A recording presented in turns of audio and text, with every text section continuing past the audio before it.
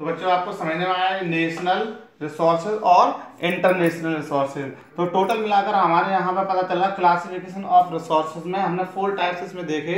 इसमें पहला था आपका on the basis of origin, second था आपका on the basis of availability, and third था आपका on the basis of development, and fourth था आपका on the basis of ownership. तो हमने आपको 1 बाय 1 करके एक्सप्लेन कर दिया। यहाँ पर आपको पूरा ये पता चल गया कि रिसोर्सेज होते क्या हैं। अब हम इन चारों की बात करते हैं कि इनका कैसे हम पता करेंगे। तो सबसे पहले आता है आपका प्राइवेट। प्राइवेट मीन्स होता है व्यक्तिगत। व्यक्तिगत मीन्स जैसे हमारी बाइक है तो वो हमारी व्यक्तिगत संपदा है, हम उसका इस्तेमाल अपने लक्ष्य को प्राप्ति करने के लिए, अपने उपयोग के लिए, पर्सनल उपयोग करने के लिए करते हैं, इसलिए इसे हम प्राइवेट या व्यक्तिगत या पर्सनल रिसोर्सेज के अंतर्गत से इंक्लूड करते हैं। दूसरा है पब्लिक रिसोर्सेज। पब्लिक रिसोर्सेज जैसे कि आप जानते हैं पब्लिक मीन्स सार्वजनिक, कम्युनिटी वाले, जिन संसाधनों पर पूरी जनता का अधिकार होता है, यानी सरकार के द्वारा जो भी सुविधाएं प्रोवाइड की जा रही हैं वो इस पर हमारे लिए और आपके लिए सबके लिए इक्वल है। जैसे मान लीजिए एक चारागाह है या पार्क है या कोई मान लीजिए प्राइवेट बस है या रेल है, इसमें क्या करते हैं हम सारे लोग उसे यूज कर सकते हैं, उस पर किसी का जो है व्यक्तिगत अधिकार नहीं होता है। लेकिन अगर आप उसी बस को हम परचेज कर लें, अपने अनुसार कर रहे हैं, तो आप उसे यूज तो कर रहे हैं लेकिन उसकी जो इनकम वो हमारे लिए जा रही है। तो जो पब्लिक वाला संसाधन है, पब्लिक संसाधन का मतलब सार्वजनिक तरीके, यानी जिस पर सभी लोग, जैसे पानी है, हवा है, ये कैसा है, सबका इस पे अधिकार है, इस पर किसी का कोई व्यक्तिगत अधिकार नहीं है कि इसका इस्तेमाल सिर्फ हम कर सकते हैं। थर्ड आता है आपका नेशनल रिसोर्सेज। नेशनल रिसोर्सेज का मतलब होता है आपका राष्ट्रीय संसाधन, वह संसाधन जिन पर पूरे राष्ट्र का, सिर्फ राष्ट्र का अधिकार होता है और राष्ट्र की वो संपदा के अंतर्गत आती है, हमारे देश का अधिकार होता है, उसे राष्ट्रीय संसाधन के अंतर्गत आता है। जो भी संसाधन वो सब राष्ट्र के संसाधन होते हैं। जो भी आपको दिख रहा है हमारे देश में, हमारे बाउंड्री शेयरिंग में जितने भी अंदर से सारी चीजें हैं, ये सब किसकी हैं, हमारे देश की संपदा है। इंटरनेशनल मतलब अंतरराष्ट्रीय संसाधन।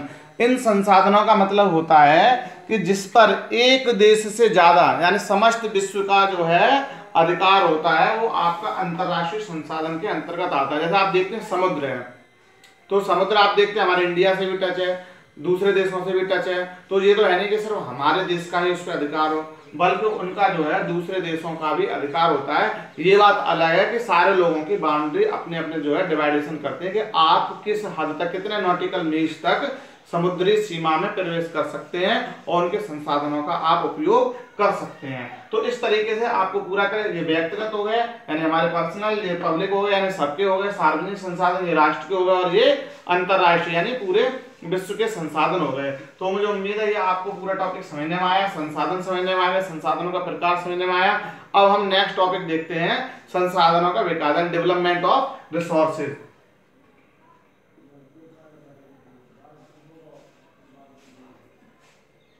Development of resource.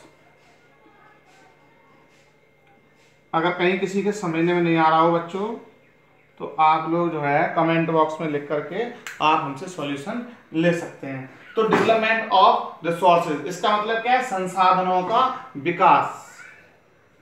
संसाधनों के विकास से हम क्या समझते हैं, अभी जैसा कि हमने आपको जो टॉपिक स्टार्ट किया था वहां पर हमने बताया था डेवलपमेंट मीन्स होता है इंप्रूवमेंट करना। तो इंप्रूवमेंट समझने में आया, तो इसका मतलब क्या है, संसाधनों का धीमे धीमे इस तरीके से विकास करना कि हम उन्हें अपने उपयोग में ला सकें। जैसे हमने चैप्टर स्टार्टिंग में आपको एक्सप्लेन किया था कि हमारे पृथ्वी पर मिनरल्स हो, चाहे वो पेट्रोलियम हो, जितने भी हैं मिनरल्स, ऑयल जो हमारे सदियों पूर्व है ना, बहुत सालों पूर्व भी हमारे पृथ्वी पर अवेलेबल था, लेकिन चूंकि हमारे पास उसके लिए टेक्नोलॉजी नहीं थी, हमारे पास ऐसा कोई उपयोग करने की वजह नहीं थी जिससे हम उसे इस्तेमाल कर सकते, इसलिए हम उसे इस्तेमाल नहीं कर सकते थे। लेकिन हमने धीमे धीमे करके क्या किया, टेक्नोलॉजी का डेवलपमेंट किया और इस वजह से आज हम उनका विकास कर पा रहे हैं। तो संसाधनों का विकास करना, इस तरीके से विकास करना जिससे वो हमारे उपयोग में आ सके, तो इसे हम कहते हैं संसाधनों का विकास। तो अब यहाँ बात आती है, संसाधनों का विकास तो हमने किया, अब इनके सामने कुछ प्रॉब्लम्स भी क्रिएट हुई। क्या प्रॉब्लम्स क्रिएट हुई आप देखते हैं, डेवलपमेंट ऑफ रिसोर्सेज के अंतर्गत प्रॉब्लम्स भी क्रिएट हुई। न सिर्फ इनका डेवलपमेंट हुआ बल्कि इनके साथ प्रॉब्लम्स भी जुड़ गई। कैसे प्रॉब्लम जुड़ गई, आज हम देखते हैं जो प्रोसेस है रिसोर्सेज की, वो जो फॉर्मेशन की प्रोसेस है वो बहुत स्लो है, लेकिन इसकी जो डिप्लेशन की प्रोसेस है यानी इनको उपयोग करने की जो दर है वो बहुत तेज है। हम अनावश्यक रूप से संसाधनों का इस्तेमाल करते हैं जिसके कारण संसाधन हमारी पृथ्वी पर खत्म होते जा रहे हैं, और एक आने वाला समय ऐसा आएगा जब संसाधन पूर्ण तरीके से नष्ट हो जाएंगे और हमारे देश का विकास रुक जाएगा, या हम यूं कहें कि विश्व का विकास रुक जाएगा, क्योंकि पूरे विश्व का विकास या किसी भी देश का विकास संसाधनों पर निर्भर करता है। तो पहली समस्या क्या आ गई? अत्यधिक उपयोग, संसाधनों का अत्यधिक उपयोग करना। समझे? तो आप अपनी नोटबुक का पॉइंट लिख लें, अगर आपसे कोई क्वेश्चन पूछ सकता है क्या प्रॉब्लम्स हैं संसाधनों के लिए, क्या प्रॉब्लम्स आ गई हैं आजकल, तो सबसे पहला क्या हो गया? अधिक मात्रा में उनका उपयोग, ओवर यूज, जिसे हम कहते हैं ओवर यूज ऑफ रिसोर्सेज, संसाधनों का अंधाधुंध इस्तेमाल करना ही ये सबसे बड़ी प्रॉब्लम है। दूसरा क्या है? एक ग्रेट वेरिएशन, एक संसाधनों में क्या है? बहुत ज्यादा वेरिएशन देखने को मिलती है, विविधता देखने को मिलती है। संसाधनों पर लोगों का पर्सनल जो है राइट हो गया कि ये हमारे हैं, ये आपके हैं। जब लोगों ने क्या किया, अपने लालच के लिए ज्यादा से ज्यादा मात्रा में संसाधनों को अपने पास एकत्रित करना इस्तेमाल कर दिया, तो इससे भी प्रॉब्लम्स आएंगे। इसके अलावा क्या है? हमारे पास पर्याप्त टेक्नोलॉजी का ना होना। आज भी हमारे पास इतनी मात्रा में अच्छी टेक्नोलॉजी नहीं है कि जिससे हम उसे ज्यादा से ज्यादा मात्रा में उपयोग कर सकें, यानी उपयोग करने की जो दर है वो कम हो और उसके जो लाभ हैं वो ज्यादा ले सकें। इसके अलावा बहुत सारी प्रॉब्लम्स हैं, आपकी बुक में दी गई हैं, आप उन्हें जो है देख सकते हैं। कोई प्रॉब्लम हो तो आप हमसे कंसल्ट कर सकते हैं। तो ये हो गया आपका डेवलपमेंट ऑफ रिसोर्सेज। अब जो प्रॉब्लम्स हैं उन प्रॉब्लम्स को सॉल्व करने के लिए विश्व में कई बार बहुत सारे कॉन्फ्रेंस किए गए, और आज भी कुछ ना कुछ सेमिनार ऐसे होते रहते हैं, जिसे हम कॉप के नाम से जानते हैं, कॉन्फ्रेंस ऑफ, आप देखते हैं क्लाइमेट चेंज के नाम से। तो ये बहुत सारे हैं जो आपको अगर आप डेली न्यूज़पेपर पढ़ते हैं उसमें आपको पता चल जाएगा कि कहाँ कहाँ पर कौन से कॉन्फ्रेंस हो रहे हैं जिसमें संसाधनों से रिलेटेड हो। तो इसमें ऐसा ही एक बनाया गया था एजेंडा 21। तो एजेंडा 21 क्या था? एजेंडा 21 में जो हमारा पर्यावरण में हम जिन संसाधनों का इस्तेमाल कर रहे हैं, अत्यधिक संसाधनों के इस्तेमाल करने से और बिना संपूर्ण अच्छी टेक्नोलॉजी के इस्तेमाल करने से हमारे पर्यावरण में बहुत बड़ी जो प्रॉब्लम आई वो क्या आई है? पॉल्यूशन, प्रदूषण। आज पॉल्यूशन सबसे बड़ी समस्या बना हुआ पर्यावरण में, तो ये प्रॉब्लम आई। तो इस प्रॉब्लम को दूर करने के लिए विश्व के बहुत सारे कंट्रीज एक कॉन्फ्रेंस आयोजित की गई, वहां पर सब इकट्ठे हुए। तो उन सभी लोगों में आपस में डिस्कशन हुआ कि हम किस तरीके को अपने अर्थ को बचा सकते हैं और कौन कौन से रूल्स हम लोगों को फॉलो करने चाहिए, और भविष्य की जनरेशन को भी हमें ध्यान में रखते हुए संसाधनों का यूज करना चाहिए। तो उसे हमने जो रूल्स रेगुलेशन उसमें फॉलो किए गए, जो रूल्स रेगुलेशन फॉर्मेशन किए गए, जिन्हें हम सभी लोगों को विश्व की जितने भी, वर्ल्ड की जितनी भी कंट्री सबको जो है फॉलो करना, उसे हम एजेंडा 21 के नाम से जानते हैं। एक टॉपिक और है आपका जिसे हम बोलते हैं सस्टेनेबल डेवलपमेंट। इसे हम देखते हैं, डिटेल में देखेंगे।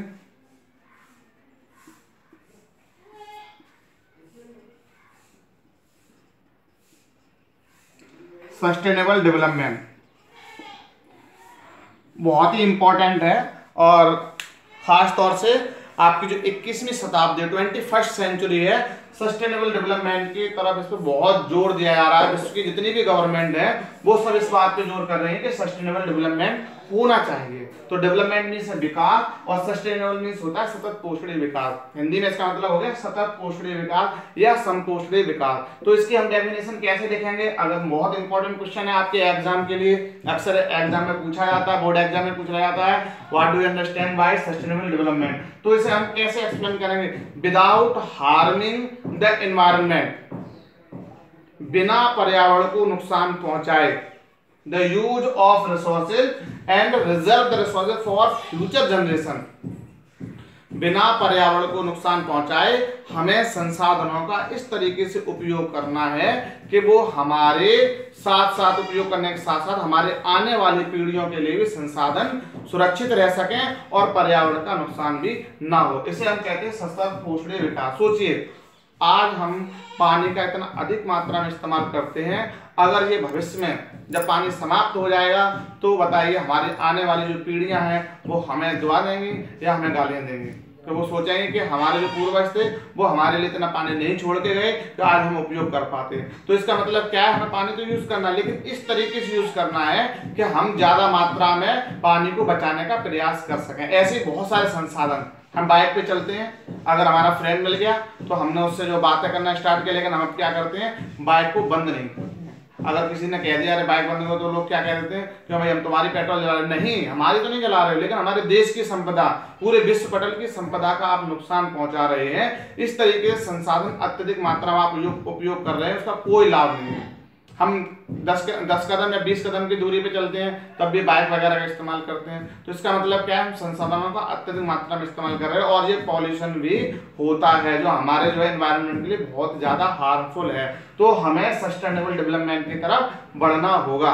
जब तक हम सस्टेनेबल डेवलपमेंट नहीं करेंगे तब तक हमारे संसाधन जो है समाप्त हो जाएंगे और हमारा विकास रुक जाएगा। तो अगला टॉपिक आता है आपका संसाधन का जो है हम किस तरीके से प्लानिंग, है ना, रिसोर्स प्लानिंग। अगला टॉपिक आपका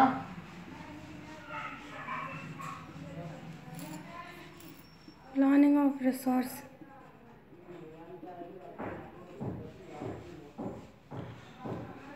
रिसोर्स प्लानिंग या प्लानिंग ऑफ रिसोर्सेज। अब सबसे पहले हम देख रिसोर्सेज की, तो आपको डेफिनेशन समझने में आई गई। रिसोर्सेज क्या है, जो भी हमारे उपयोग में चीजें आ रही हैं उन्हें हम सभी को रिसोर्सेज बोलते हैं, संसाधन बोलते हैं। अब बात आती है प्लानिंग। प्लानिंग का मतलब है योजना बनाना, प्लान बनाना। फॉर एग्जाम्पल सोचिए आपके फादर हैं, वो एक मकान बनाने की योजना बना रहे हैं, तो मकान बनाने से पहले वो क्या करते हैं, उसके बारे में प्लानिंग बनाते हैं। वो सोचते हैं कि कहाँ पर हमें जो है, कहाँ पर अपना बेडरूम बनाना होगा, कहाँ पर हमारा किचन होगा, है ना, कहाँ पर हमारी स्टेयर्स होंगी, कहाँ पर हमारा क्या होगा, है ना, ये सारी चीजों की प्लानिंग होती है ना। तो इसी तरीके से मान लीजिए आपके फादर जॉब करते हैं, उन्हें 40,000 रुपीज मिलते हैं, तो 40,000 रुपीज में हम क्या करते हैं, मंथली हम लोग प्लानिंग बनाते हैं कि किस सेक्टर में हमें कितना एक्सपेंसेस करना है, सब्जियों में कितना खर्च करना है, हेल्थ इंश्योरेंस के लिए हमें कितना कवर करना है ना, हमें जो है आगे फ्यूचर के लिए कितना हमें रिजर्व करना है। तो ये सारी चीजें क्या है, प्लानिंग। तो वैसे ही आपकी रिसोर्स प्लानिंग, संसाधनों का नियोजन करना, यानी इससे क्या है, संसाधनों का। अब बात आती है व्हाई रिसोर्स प्लानिंग नीडेड, संसाधनों का नियोजन आवश्यक क्यों है, व्हाई नीड, क्यों आवश्यकता है। तो इसके टॉपिक के अंदर आपको पता है, we find a great variation in our country, हम अपने देश में बहुत ज्यादा विविधता पाते हैं। जो हमारे सब स्टेट्स हैं, कुछ राज्य हमारे ऐसे हैं जहां पर हमें संसाधन पर्याप्त मात्रा मिलते हैं, but on the other hand अगर हम कुछ स्टेट्स ऐसे भी देखते हैं जहां पर संसाधन हमारे पास बिल्कुल भी नहीं है। As like our state Uttar Pradesh है, यहाँ पर पॉपुलेशन ज्यादा है लेकिन संसाधन नहीं है। उधर छत्तीसगढ़ और झारखंड की तरफ हम देखें तो वहां पर हम देखते हैं कि संसाधन ज्यादा है, वहां पर पॉपुलेशन नहीं है। तो अगर सोचिए कहीं पर संसाधन ज्यादा है और कहीं पर बिल्कुल नहीं है, अगर इसी तरीके से रहा तो कहीं पर है विकास होगा, कहीं पर नहीं होगा। इन सारी प्रॉब्लम्स को सॉल्व करने के लिए हमें प्लानिंग की जरूरत पड़ती है, जिससे जो वेरिएबिलिटी हमें देखने को मिल रही है, कहीं पर है कहीं पर नहीं, तो हम प्लानिंग बनाते हैं कहाँ से संसाधन लाकर कहाँ पहुँचाने हैं। हम अपना अनाज उन लोगों को पहुँचाते हैं, वहाँ से जो है बहुत सारे जो मिनरल्स वगैरह हैं, जो कुछ भी है वो हमारे चारों तरफ डिस्ट्रीब्यूट किए जाते हैं, जिससे पूरे देश का विकास हो सके। इसे कहते हैं हम संसाधनों का प्लानिंग या नियोजन। तो ये चीज आपकी समझने में आ गई होगी। अब हम बात करते हैं कंजर्वेशन ऑफ रिसोर्सेज। बहुत इंपॉर्टेंट टॉपिक है ये, आपके समझने में आ गया होगा।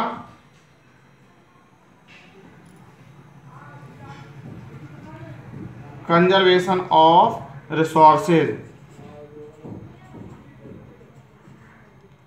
बहुत इंपॉर्टेंट टॉपिक। संसाधनों का संरक्षण, संसाधनों का संरक्षण। First of all we want to ask the question, why we need resources conservation. हमें संसाधनों के संरक्षण की आवश्यकता क्यों है, भाई किसी चीज को हम संरक्षण क्यों करें, हमें क्या जरूरत है हम किसी चीज का संरक्षण करें। तो हमने अभी आपको बताया था, चूंकि the process of formation of resources very slow, जो संसाधनों के बनने की जो प्रोसेस है वो काफी स्लो है और ये करोड़ों वर्ष लग जाते हैं, लेकिन हम इन्हें पल भर में यूज कर लेते हैं। And the development of a country depend on the resources, संसाधनों पर ही हमारे देश का जो है विकास निर्भर करता है। अगर संसाधन सभी समाप्त हो जाएंगे तो हमारे देश का विकास रुक जाएगा। इसलिए हमें संसाधनों को जो है संरक्षण करना आवश्यक है। समझने में आया आपके? संसाधनों का संरक्षण क्यों आवश्यक है? क्योंकि इनके बनने की दर बहुत कम है, उपयोग करने की दर बहुत ज्यादा अधिक है। अगर ये संसाधन खत्म हो गए तो हमारे देश का जो विकास है वो रुक जाएगा, हमारा देश विकास नहीं कर पाएगा, हमारा खुद विकास रुक जाएगा, हमारी बहुत सारी जो जरूरतें हैं वो पूरी नहीं हो पाएंगी। इसलिए हमें संसाधनों का विकास करना होगा।